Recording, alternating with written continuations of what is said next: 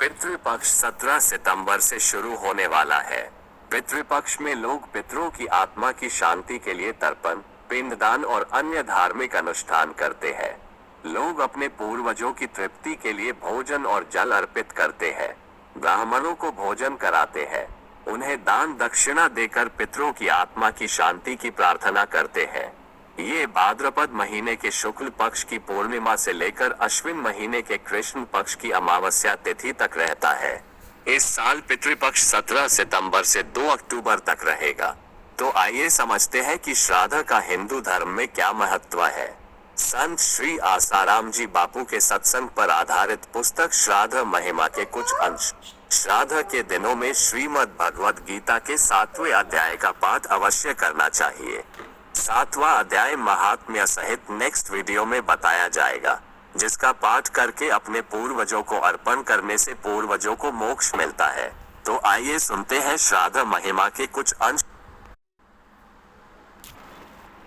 हिंदू धर्म में एक अत्यंत सुरभित पुष्प है कृतज्ञता की भावना, जो कि बालक में अपने माता पिता के प्रति स्पष्ट परिलक्षित होती है। हिंदू धर्म का व्यक्ति अपने जीवित माता पिता की तो सेवा करता ही है, उनके देहावसान के बाद भी उनके कल्याण की भावना करता है एवं उनके अधूरे शुभ कार्यों को पूर्ण करने का प्रयत्न करता है। श्राद्ध विधि इस भावना पर आधारित है। मृत्यु के बाद जीवात्मा को उत्तम, मध्यम एवं कनिष्ठ कर्मानुसार स्वर्ग नरक में स्थान मिलता है। पाप पुण्य क्षीण होने पर वह पुनः मृत्युलोक में आता है। स्वर्ग में जाना यह पितृयान मार्ग है एवं जन्म मरण के बंधन से मुक्त होना यह देवयान मार्ग है। पितृयान मार्ग से जाने वाले जीव पितृलोक से होकर चंद्रलोक में जाते हैं। चंद्रलोक में अमृतान्न का सेवन करके निर्वाह करते हैं। यह अमृतान्न कृष्ण पक्ष में चंद्र की कलाओं के साथ क्षीण होता रहता है। अतः कृष्ण पक्ष में वंशजों को उनके लिए आहार पहुंचाना चाहिए। इसीलिए श्राद्ध एवं पिंडदान की व्यवस्था की गई है। शास्त्रों में आता है कि अमावस के दिन तो पितृ तर्पण अवश्य करना चाहिए। आधुनिक विचारधारा एवं नास्तिकता के समर्थक शंका कर सकते हैं कि यहाँ दान किया गया अन्न पितरों तक कैसे पहुँच सकता है। भारत की मुद्रा रुपया अमेरिका में डॉलर एवं लंदन में पाउंड होकर मिल सकती है एवं अमेरिका के डॉलर जापान में येन एवं दुबई में दिनार होकर मिल सकते हैं। यदि इस विश्व की नन्ही सी मानव रचित सरकारें इस प्रकार मुद्राओं का रूपांतरण कर सकती है, तो ईश्वर की सर्वसमर्थ सरकार आपके द्वारा श्राद्ध में अर्पित वस्तुओं को पितरों के योग्य करके उन तक पहुंचा दे, उसमें क्या आश्चर्य है। मान लो आपके पूर्वज अभी पितृलोक में नहीं हैं, अपितु मनुष्य रूप में है। आप उनके लिए श्राद्ध करते हो तो श्राद्ध के बल पर उस दिन वे जहाँ होंगे वहाँ उन्हें कुछ न कुछ लाभ होगा। मैंने अर्थात पूज्य गुरुदेव ने इस बात का अनुभव करके देखा है। मेरे पिता यानी गुरुदेव के पिता अभी मनुष्य योनि में है। यहाँ मैं उनका श्राद्ध करता हूँ, उस दिन उन्हें कुछ न कुछ विशेष लाभ अवश्य हो जाता है। मान लो आपके पिता की मुक्ति हो गई हो तो उनके लिए किया गया श्राद्ध कहाँ जाएगा। जैसे आप किसी को मनी ऑर्डर भेजते हो, वह व्यक्ति मकान या ऑफिस खाली करके चला गया हो तो वह मनी ऑर्डर वापस आपके पास मिलता है। वैसे ही श्राद्ध के निमित्त से किया गया दान आप ही को विशेष लाभ देगा। दूरभाष और दूरदर्शन आदि यंत्र हजारों किलोमीटर का अंतराल दूर करते हैं, यह प्रत्यक्ष है। इन यंत्रों से भी मंत्रों का प्रभाव बहुत ज़्यादा होता है। देवलोक एवं पितृलोक के वासियों का आयुष्य मानवीय आयुष्य से हजारों वर्ष ज़्यादा होता है। इससे पितर एवं पितृलोक को मानकर उनका लाभ उठाना चाहिए तथा श्राद्ध करना चाहिए। भगवान श्री रामचंद्र जी भी श्राद्ध करते थे। पैठन के महान आत्मज्ञानी संत हो गए श्री एकनाथ जी महाराज। पैठन के निंदक ब्राह्मणों ने एकनाथ जी को जाति से बाहर कर दिया था एवं उनके श्राद्ध भोज का बहिष्कार किया था। उन योग संपन्न योग एकनाथ जी ने ब्राह्मणों को एवं अपने पितृलोकवासी पितरों को बुलाकर भोजन कराया। यह देखकर पैठन के ब्राह्मण चकित रह गए एवं उनसे अपने अपराधों के लिए क्षमा याचना की। जिन्होंने हमें पाला पोसा बड़ा किया पढ़ाया लिखाया, हम में भक्ति ज्ञान एवं धर्म के संस्कारों का सिंचन किया, उनका श्रद्धापूर्वक स्मरण करके उन्हें तर्पण श्राद्ध से प्रसन्न करने के दिन ही है। श्राद्ध पक्ष। श्राद्ध पक्ष अश्विन के गुजरात महाराष्ट्र के अनुसार भाद्रपद के कृष्ण पक्ष में की गई श्राद्ध विधि गया क्षेत्र में की गई श्राद्ध विधि के बराबर मानी जाती है। इस विधि में मृतात्मा की पूजा एवं उनकी इच्छा तृप्ति का सिद्धांत समाहित होता है। प्रत्येक व्यक्ति के सिर पर देवऋण पितृऋण एवं ऋषि ऋण रहता है। श्राद्ध क्रिया द्वारा पितृऋण से मुक्त हुआ जाता है।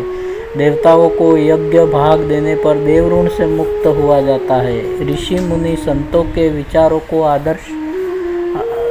आदर्शों को अपने जीवन में उतारने से, उनका प्रचार प्रसार करने से एवं उन्हें लक्ष्य मानकर आदर सहित आचरण करने से पितृऋण से मुक्त हुआ जाता है। पुराणों में आता है कि आश्विन गुजरात महाराष्ट्र के अनुसार भाद्रपद कृष्ण पक्ष की अमावस्या पितृमोक्ष अमावस्या के दिन सूर्य एवं चंद्र की युति होती है। सूर्य कन्या राशि में प्रवेश करता है। इस दिन हमारे पितर यमलोक से अपना निवास छोड़कर सूक्ष्म रूप से मृत्युलोक में अपने वंशजों के निवास स्थान में रहते हैं। अतः उस दिन उनके लिए विभिन्न श्राद्ध करने से वे तृप्त होते हैं। सुनी है एक कथा। महाभारत के युद्ध में दुर्योधन का विश्वासपात्र मित्र कर्ण देह छोड़कर ऊर्ध्वलोक में गया एवं वीरोचित गति को प्राप्त हुआ। मृत्युलोक में वह दान करने से प्रसिद्ध था। उसका पुण्य कई गुना बढ़ चुका था एवं दान स्वर्ण रजत के ढेर के रूप में उसके सामने आया। कर्ण ने धन का दान तो किया था किंतु अन्नदान की उपेक्षा की थी। अतः उसे धन तो बहुत मिला किंतु क्षुधा तृप्ति की कोई सामग्री उसे न दी गई। कर्ण ने यमराज से प्रार्थना की तो यमराज ने उसे 15 दिन के लिए पृथ्वी पर जाने की सहमति दे दी। पृथ्वी पर आकर पहले उसने अन्नदान किया। अन्नदान की जो उपेक्षा की थी उसका बदला चुकाने के लिए 15 दिन तक साधु संतों गरीबों ब्राह्मणों को अन्न जल से तृप्त किया एवं श्राद्ध विधि भी की। यह अश्विन मास का कृष्ण पक्ष ही था। गुजरात महाराष्ट्र के अनुसार भाद्रपद मास का कृष्ण पक्ष ही था। जब वह ऊर्ध्वलोक में लौटा तब उसे सभी प्रकार की खाद्य सामग्रियां ससम्मान दी गई। धर्मराज यम ने वरदान दिया कि इस समय जो मृतात्मा के निमित्त अन्न जल आदि अर्पित करेगा उसकी अंजलि मृतात्मा जहाँ भी होगी वहाँ तक अवश्य पहुँचेगी। जो निसंतान ही चल बसे हो उन मृतात्माओं के लिए भी यदि कोई व्यक्ति इन दिनों में श्राद्ध तर्पण करेगा अथवा जलांजलि देगा तो वह भी अन्न तक उन तक पहुँचेगी।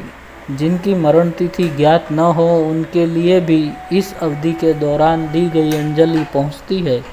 वैशाख शुक्ल तृतीया कार्तिक शुक्ल नवमी अश्विन महाराष्ट्र के अनुसार भाद्रपद कृष्ण द्वादशी एवं पौष गुजरात महाराष्ट्र के अनुसार मार्गशीर्ष की अमावस्या के 4 तिथियां युगों की आदि तिथियां है। इन दिनों में श्राद्ध करना अत्यंत श्रेयस्कर है। श्राद्ध पक्ष के दौरान दिन में 3 बार स्नान एवं 1 बार भोजन का नियम पालते हुए श्राद्ध विधि करनी चाहिए।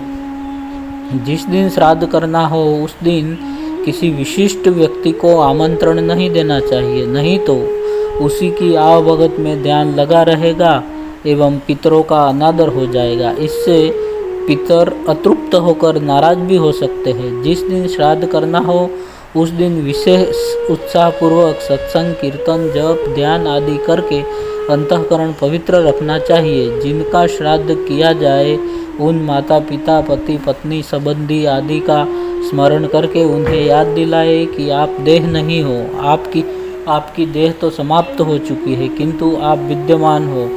आप अगर आत्मा हो, शाश्वत हो, चैतन्य हो, आप अमर आत्मा हो, शाश्वत हो, चैतन्य हो। अपने शाश्वत स्वरूप को निहार कर हे पितृआत्माओं, आप भी परमात्मामय हो जाओ। हे पितरात्माओं, हे पुण्यात्माओं, अपने परमात्मा स्वभाव का स्मरण करके जन्म मृत्यु के चक्र से सदा सदा के लिए मुक्त हो जाओ। हे पितृआत्माओं, आपको हमारे प्रणाम है। हम भी नश्वर देह के मोह से सावधान होकर अपने शाश्वत परमात्मा स्वभाव में जल्दी जागे। परमात्मा एवं परमात्मा प्राप्त महापुरुषों के आशीर्वाद आप पर, हम पर बरसते रहे। ओम ओम ओम। सूक्ष्म जगत के लोगों को हमारी श्रद्धा और श्रद्धा से दी गई वस्तु से तृप्ति का एहसास होता है। बदले में वे भी हमें मदद करते हैं, प्रेरणा देते हैं, प्रकाश देते हैं, आनंद और शांति देते हैं। हमारे घर में किसी संतान का जन्म होने वाला हो तो वे अच्छी आत्माओं को भेजने में सहयोग करते हैं। श्राद्ध की बड़ी महिमा है। पूर्वजों से ऋण होने के लिए, उनके शुभ आशीर्वाद से उत्तम संतान की प्राप्ति के लिए श्राद्ध किया जाता है। आज़ादी से पूर्व कांग्रेस बुरी तरह से 3-4 टुकड़ों में बंट चुकी थी। अंग्रेजों का षड्यंत्र सफल हो रहा था। कांग्रेस अधिवेशन में कोई आशा नहीं रह गई थी कि बिखरे हुए नेतागण कुछ कर सकेंगे। महामना मदन मोहन मालवीय भारत की आज़ादी में जिनका योगदान सराहनीय रहा है, वह बात ताड़ गए कि सबके रवैये बदल चुके हैं और अंग्रेजों का षड्यंत्र सफल हो रहा है। अतः अधिवेशन के बीच में ही चुपके से खिसक गए एक कमरे में। 3 आचमन लेकर शांत होकर बैठ गए। उन्हें अंतः प्रेरणा हुई और उन्होंने श्रीमद् भगवद गीता का और गजेंद्र मोक्ष का पाठ किया। बाद में थोड़ा सा सत्संग प्रवचन दिया तो कांग्रेस के सारे खिंचाव तनाव समाप्त हो गए एवं सब बिखरे हुए कांग्रेसी एकजुट होकर चल पड़े। आखिर अंग्रेजों को भारत छोड़ना ही पड़ा। कांग्रेस के बिखराव को समाप्त करके कांग्रेसियों को एकजुट कर कार्य करने वाले मालवीय जी का जन्म कैसे हुआ था? मालवीय जी के जन्म से पूर्व हिंदुओं ने अंग्रेजों के विरुद्ध जब आंदोलन की शुरुआत की थी, तब अंग्रेजों ने सख्त कर्फ्यू जारी कर दिया था। ऐसे दौर में एक बार मालवीय जी के पिताजी कहीं से कथा करके पैदल ही घर आ रहे थे। उन्हें मार्ग में जाते देखकर अंग्रेज सैनिकों ने रोका टोका एवं सताना शुरू किया। वे उनकी भाषा नहीं जानते थे और अंग्रेज सैनिक उनकी भाषा नहीं जानते थे। मालवीय जी के पिता ने अपना साज निकाला और कीर्तन करने लगे। कीर्तन से अंग्रेज सैनिकों को कुछ आनंद आया और इशारों से धन्यवाद देते हुए उन्होंने कहा कि चलो हम आपको पहुंचा देते हैं। यह देखकर मालवीय जी के पिता को हुआ कि मेरे कीर्तन से प्रभावित होकर इन्होंने मुझे तो हैरान करना बंद कर दिया, परंतु मेरे भारत देश के लाखों करोड़ों भाइयों का शोषण हो रहा है। इसके लिए मुझे कुछ करना चाहिए। बाद में वे गया जी गए और प्रेम पूर्वक श्राद्ध किया।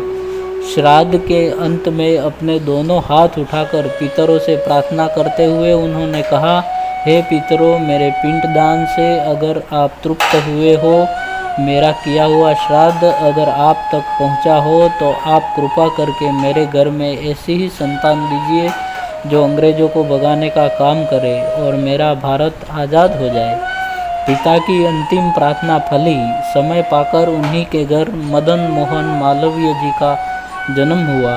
जो श्रद्धा से दिया जाए उसे श्राद्ध कहते हैं। श्रद्धा मंत्र के मेल से जो विधि होती है उसे श्राद्ध कहते हैं। जीवात्मा का अगला जीवन पिछले संस्कारों से बनता है, अतः श्राद्ध करके यह भावना की जाती है कि उसका अगला जीवन अच्छा हो। जिन पितरों के प्रति हम कृतज्ञता पूर्वक श्राद्ध करते हैं वे हमारी सहायता करते हैं। वायु पुराण में आत्मज्ञानी सूत जी ऋषियों से कहते हैं, हे ऋषिवृंद, परमेष्टि ब्रह्मा ने पूर्व काल में जिस प्रकार की आज्ञा दी है उसे तुम सुनो। ब्रह्मा जी ने कहा है, जो लोग मनुष्य लोक के पोषण की दृष्टि इससे श्राद्ध आदि करेंगे उन्हें पितृगण सर्वदा पुष्टि एवं संतति देंगे।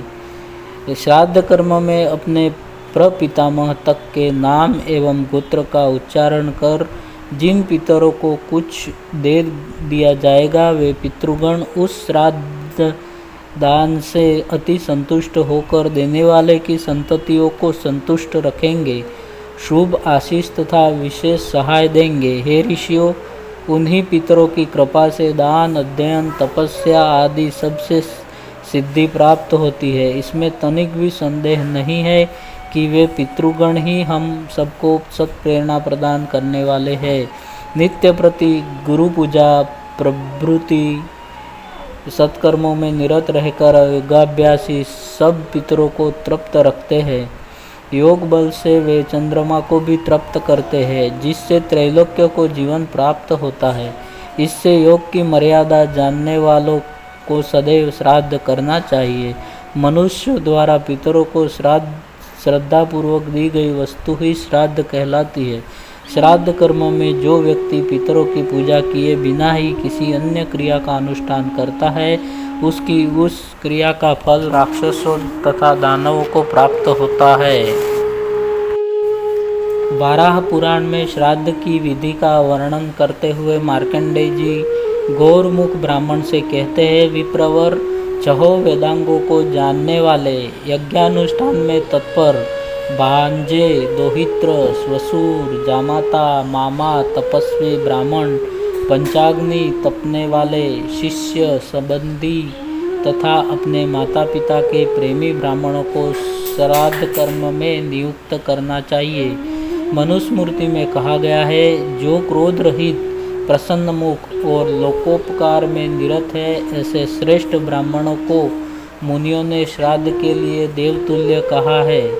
वायु पुराण में आता है, श्राद्ध के अवसर पर हजारों ब्राह्मणों को भोजन कराने से जो फल मिलता है वह फल योग में निपुण एक ही ब्राह्मण संतुष्ट होकर दे देता है एवं महान भय नरक से छुटकारा दिलाता है। 1000 गृहस्थ, 100 वानप्रस्थी अथवा एक ब्रह्मचारी, इन सब से एक योगी योगाभ्यासी बढ़कर है। जिस मृतात्मा का पुत्र अथवा पौत्र ध्यान में निमग्न रहने वाले किसी योगाभ्यासी को श्राद्ध के अवसर पर भोजन कराएगा उसके पितृगण अच्छी वृष्टि से संतुष्ट किसानों की तरह परम संतुष्ट होंगे। यदि श्राद्ध के अवसर पर कोई योगाभ्यासी ध्यान परायण भिक्षु न मिले तो 2 ब्रह्मचारियों को भोजन कराना चाहिए। वे भी न मिले तो किसी उदासीन ब्राह्मण को भोजन करा देना चाहिए। जो व्यक्ति 100 वर्षों तक केवल एक पैर पर खड़े होकर वायु का आहार करके स्थित रहता है उससे भी बढ़कर ध्यानी एवं योगी है, ऐसी ब्रह्मा जी की आज्ञा है। मित्रघाती स्वभाव से ही विकृत नख वाला, काले दांत वाला, कन्यागामी, आग लगाने वाला, सोमरस बेचने वाला, जन समाज में निंदित, चोर, चुगलखोर, ग्राम पुरोहित, वेतन लेकर पढ़ाने वाला, पुनर्विवाहिता स्त्री का पति, माता पिता का परित्याग करने वाला, हीन वर्ण की संतान का पालन पोषण करने वाला, शूद्रा स्त्री का पति तथा मंदिर में पूजा करके जीविका चलाने वाला ब्राह्मण श्राद्ध के अवसर पर निमंत्रण देने योग्य नहीं है, ऐसा कहा गया है। बच्चों का सूतक जिनके घर में हो, दीर्घकाल से जो रोगग्रस्त हो, मलिन एवं पतित विचार वाले हो, उनको किसी भी प्रकार से श्राद्ध कर्म नहीं देखने चाहिए। यदि वे लोग श्राद्ध के अन्न को देख लेते हैं तो वह अन्न हव्य के लिए उपयुक्त नहीं रहता। इनके द्वारा स्पर्श किए गए श्राद्धादि संस्कार अपवित्र हो जाते हैं। वायु पुराण। ब्रह्म हत्या करने वाले, कृतघ्न, गुरु पत्नीगामी, नास्तिक, दस्यु, नृशंस, आत्मज्ञान से वंचित एवं अन्य पाप कर्म परायण लोग भी श्राद्ध कर्म में वर्जित है। विशेषतया देवताओं और देव ऋषियों की निंदा में लिप्त रहने वाले लोग भी वर्ज्य है। इन लोगों द्वारा देखा गया श्राद्ध कर्म निष्कर्म हो जाता है। श्राद्ध कर्म करने वालों में कृतज्ञता के संस्कार सहज में दृढ़ होते हैं, जो शरीर की मौत के बाद भी कल्याण का पथ प्रशस्त करते हैं। श्राद्ध कर्म से देवता और पितर तृप्त होते हैं और श्राद्ध करने वाले का अंतःकरण भी तृप्ति संतुष्टि का अनुभव करता है। बड़े बुजुर्गों ने आपकी उन्नति के लिए बहुत कुछ किया है, तो उनकी सद्गति के लिए आप भी कुछ करेंगे तो आपके हृदय में भी तृप्ति संतुष्टि का अनुभव होगा। औरंगजेब ने अपने पिता शाहजहां को कैद कर दिया था, तब शाहजहां ने अपने बेटे को लिख भेजा, धन्य है हिंदू जो अपने मृतक माता पिता को भी खीर और हलवे पूरी से संतृप्त करते हैं, और तू जिन्हें बाप को भी एक पानी की मटकी तक नहीं दे सकता, तू जिंदे बाप को भी एक पानी की मटकी तक नहीं दे सकता, तुझसे तो वे हिंदू अच्छे जो मृतक माता पिता की भी सेवा कर लेते हैं। भारतीय संस्कृति अपने माता पिता या कुटुंब परिवार का ही हित नहीं, अपने समाज और देश का ही हित नहीं, वरन पूरे विश्व का हित चाहती है। गरुड़ पुराण में श्राद्ध महिमा। अमावस्या के दिन पितृगण वायु रूप में घर के दरवाजे पर उपस्थित रहते हैं और अपने स्वजनों से श्राद्ध की अभिलाषा करते हैं। जब तक सूर्यास्त नहीं हो जाता तब तक वे भूख प्यास से व्याकुल होकर वहीं खड़े रहते हैं। सूर्यास्त हो जाने के पश्चात वे निराश होकर दुखित मन से अपने अपने लोकों को चले जाते हैं। अतः अमावस्या के दिन प्रयत्नपूर्वक श्राद्ध अवश्य करना चाहिए। यदि पितृजनों के पुत्र तथा बंधु बांधव उनका श्राद्ध करते हैं और गया तीर्थ में जाकर इस कार्य में प्रवृत्त होते हैं तो उन्हीं पितरों के साथ ब्रह्मलोक में निवास करने का अधिकार प्राप्त करते हैं। उन्हें भूख प्यास कभी भी नहीं लगती। इसलिए विद्वान को प्रयत्नपूर्वक यथाविधि शाक पात से भी अपने पितरों के लिए श्राद्ध अवश्य करना चाहिए। कुर्वित समये श्राद्धम कुले कश्चिन्न सिद्धति आयुः पुत्रान् यशः स्वर्गं कीर्तिं पुष्टिं बलं श्रियं पशून् सौख्यं धनं धान्यं प्राप्नुयात् पितृपूजनात्। देवकार्यादिदपि सदा पितृकार्यं विशिष्यते। देवताभ्यः पितॄणां हि पूर्वमाप्यायनं शुभम। समय अनुसार श्राद्ध करने से कुल में कोई दुखी नहीं रहता। पितरों की पूजा करके मनुष्य आयु, पुत्र, यश, स्वर्ग, कीर्ति, पुष्टि, बल, श्री, पशु, सुख और धन धान्य प्राप्त करता है। देव कार्य से भी पितृ कार्य का विशेष महत्व है। देवताओं से पहले पितरों को प्रसन्न करना अधिक कल्याणकारी है। जो लोग अपने पितृगण, देवगण, ब्राह्मण तथा अग्नि की पूजा करते हैं वे सभी प्राणियों की अंतरात्मा में समाविष्ट मेरी ही पूजा करते हैं। शक्ति के अनुसार विधि पूर्वक श्राद्ध करके मनुष्य ब्रह्म पर्यंत समस्त चराचर जगत को प्रसन्न कर देता है।